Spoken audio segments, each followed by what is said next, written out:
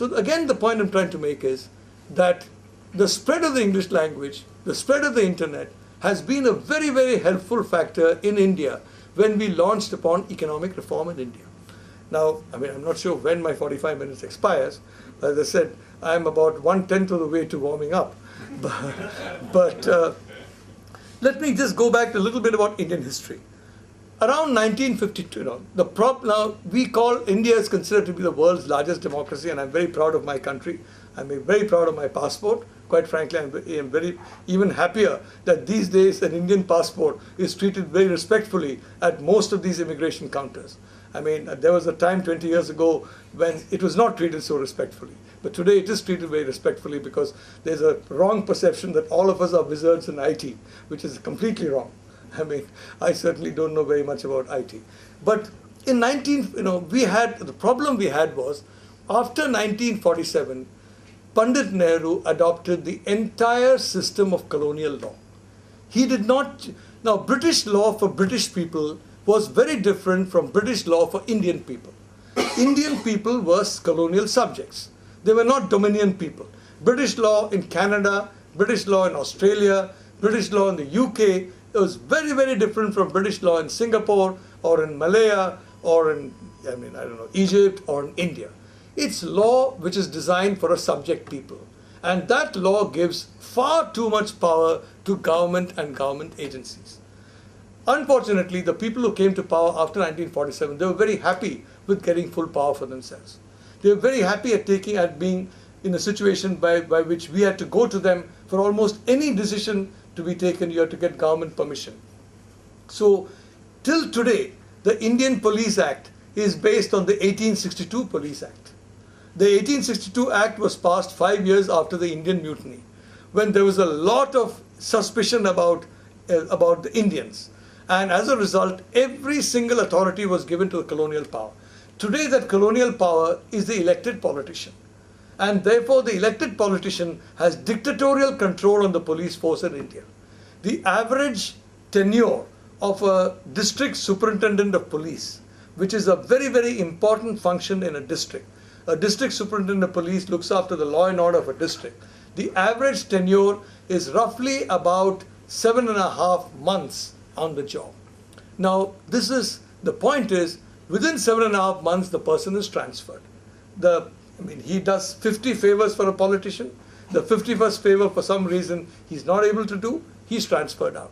Now you need at least about 8 or 9 months to understand the law and order situation in a district. A district is a pretty complicated setup in India.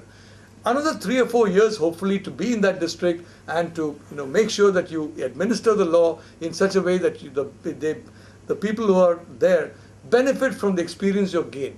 But here in India, in 5 or 7 months, you're removed. And you're constantly at the beck and call of the politician, because the politician can transfer a policeman 10 times in one day legally, as per the 1862 Police Act, which gives full power to the colonial authority. Only now the colonial authority is elected and is dressed sometimes in khadi, sometimes in other kind of dress. So what I'm trying to say is, this system of this very overarching government power is now what is coming under pressure from civil society in India. We are having a situation in which civil society is saying, no, we want civilized laws. We want laws that give less power to the government. We want laws in which the citizens have more, initiative and more rights. For example, we want British law that is there in Britain. We don't want the British law that is administered in India, which is a colony of Britain. So these changes are taking place. And again, in these changes, I would say the English language has been a very, very powerful force combined with the internet in driving this kind of change. In 1972, there was an even bigger, if I may say so, pullback, a nationalization of a lot of key sectors. 1982, there was a mild liberalization. 1992, there was significant liberalization. We had a very weak Prime Minister Narasimha Rao. Now, because he was weak, the judiciary became strong, civil society became stronger, political parties became more aggressive. Everybody became stronger because the Prime Minister was weak. So I think it is a blessing in disguise that we had a weak Prime Minister, because we had the maximum amount of reform during that period. Unfortunately, what has happened is that, now we have a system by which, the last 7 or 8 years at least, we seem to be regressing a little bit. We are having many more, if I may say so, many more laws are being passed which are holding back the rights of citizens. Many more powers are being given to agencies like the income tax and various other institutions in India. With the result that today, I was making a calculation about 5 or 6 weeks ago in my university. There are 612 officials.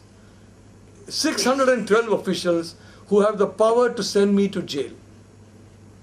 219 officials of different designations, different departments, different ranks, who have the power to freeze my property and take away my property.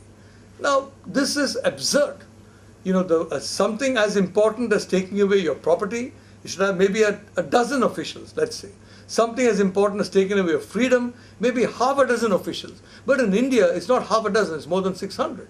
So that is the extent of governmental power in India, which is now sought to be cut back by the rise of the civil society movement that is now taking place in India.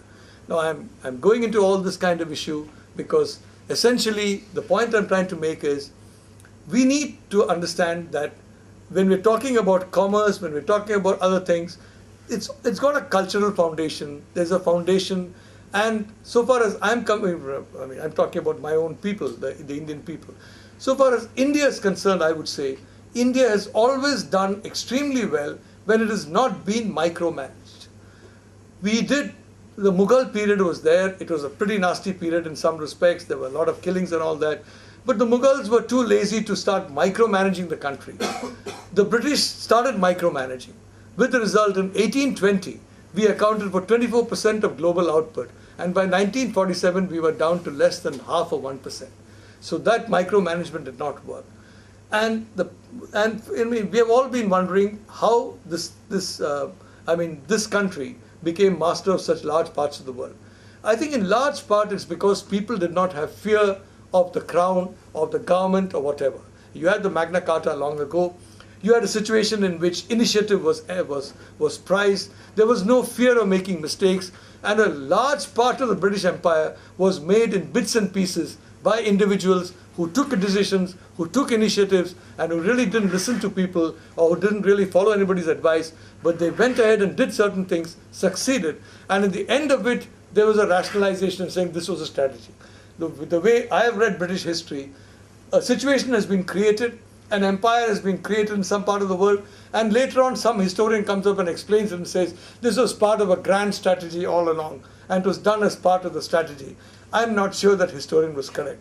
I think he's seeing a ghost where he shouldn't be seeing anything. An individual British citizen had it in his mind that I can do something really outstanding, or a small group of British citizens had that feeling. They were without fear. They went ahead. They showed initiative, and if the Crown did not like it, the Crown certainly did not prevent it, and that happened. In my personal view, I've taught students in the United States, I've taught them in China, I've taught them in parts of Europe, I've taught them in India, not yet in the UK, fortunately for people in the UK. But I don't really see much difference between human beings of one side or the other, frankly. I don't see much difference between my students, whether they're in the UK or the US or in China or in India. They're basically the same. And it's my belief that everybody will respond well to the kind of culture that was there in the UK in the past, and which I'm sorry to say, definitely post-EU is definitely disappearing now in the UK. The European Union is tailor-made for Asia. We in Asia are delighted by the European Union for the simple reason that with all the multiplication of regulations, of rules, of institutions that are coming out to enforce those rules, you're doing what we did in the past, what China did, what India did, and which we are trying to get away from. So which means that in the future competition between Asia and Europe, I think Europe is going to be at a significant disadvantage because it's moving very, very far away from, let's say, what Britain was in the period when Britain really expanded, and what the British people want. This micromanagement, microculture, is becoming almost, if I may say so, colonial, if I may say so. You don't trust the people, you don't give them the rights. Somebody far away has got the right to decide for you what you should do, what you should not do.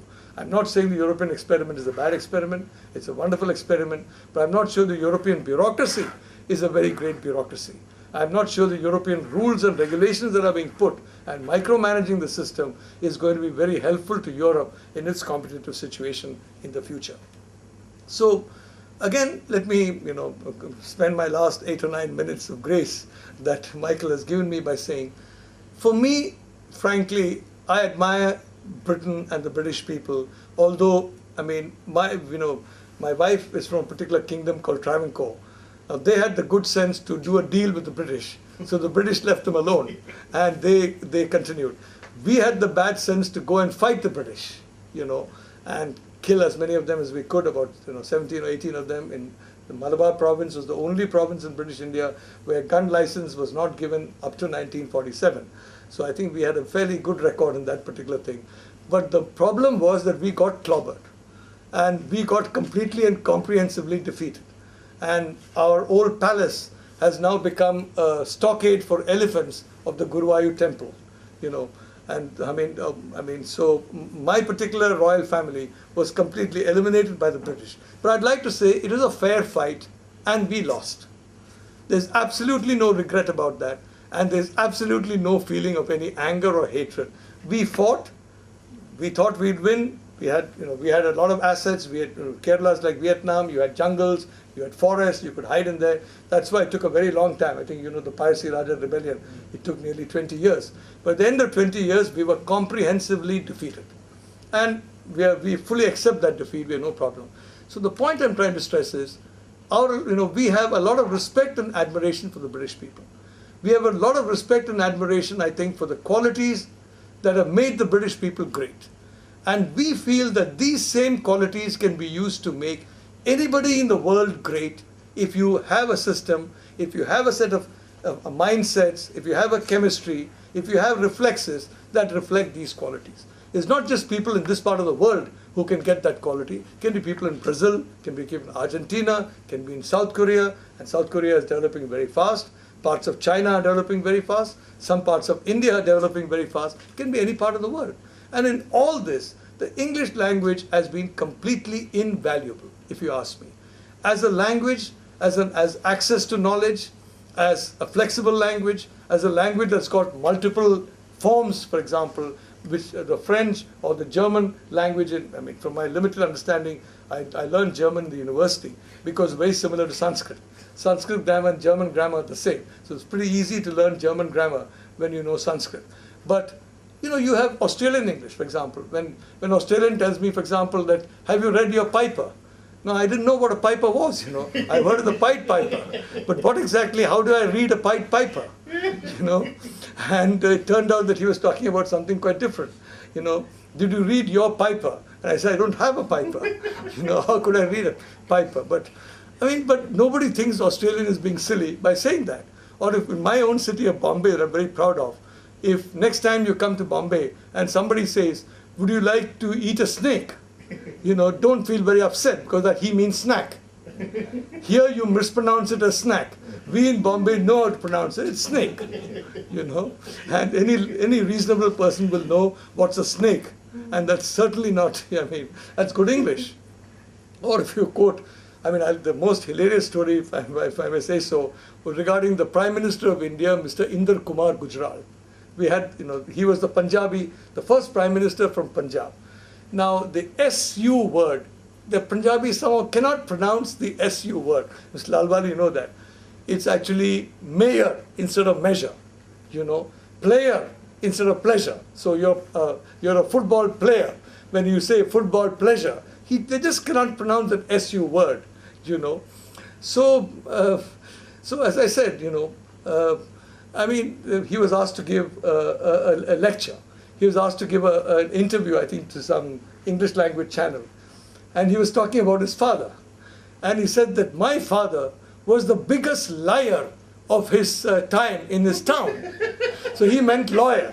Any Punjabi would say liar when he meant lawyer, like mayor and player and liar. So the man was shocked. He said, are you sure, Mr. Prime Minister? Of course, he was the best liar in his town. And absolutely the best liar around. I'm so proud of him. So I think that created a fair amount of, if I may say so, not entirely admiring views about the Prime Minister of India, that he was so delighted that his father was a very prominent lawyer. But what I'm trying to tell you is that's perfect English. The kind, every Indian movie in every language, more than 1/3 of the words are English words. Whether it's Bengali, whether it is my language of Malayalam, whether it's Hindi, whether it's any language, about 1/3 are English words. So learn English from our movies and from newspapers, and next time you'll be understood in India. Because believe me, believe it or not, we have nearly 300 million people in India who speak some form of English. About 150, 160 million speak what we define as fairly good English. Another 150, 160, nearly 150 speaks some form of English. Nearly 300 million now. And we're going to go to 800 million very, very soon. In one generation or less, we're going to be nearly 1 billion people speaking our kind of English. So what that is going to mean, frankly, is that people in London will now have to start saying mayor for measure, and they'll have to say liar for lawyer. If you want to end on this note, that I'd like to say that we in India feel culturally that we are, in a sense, the grandparents of Western culture. We talk of the Indo-European family of languages. We talk of Indo-European culture. Now, obviously, our grandchildren have been slightly aggressive. They have not treated their grandparents very well. But there are situations in which grandparents are not treated well by grandchildren. But grandparents are always very forgiving of grandchildren. And grandparents cannot stop loving their grandchildren. So I think in that sense, we still feel a very warm sense of kinship towards Western culture, Western society, and especially the wonderful culture that has bred this wonderful language called English. Thank you very much.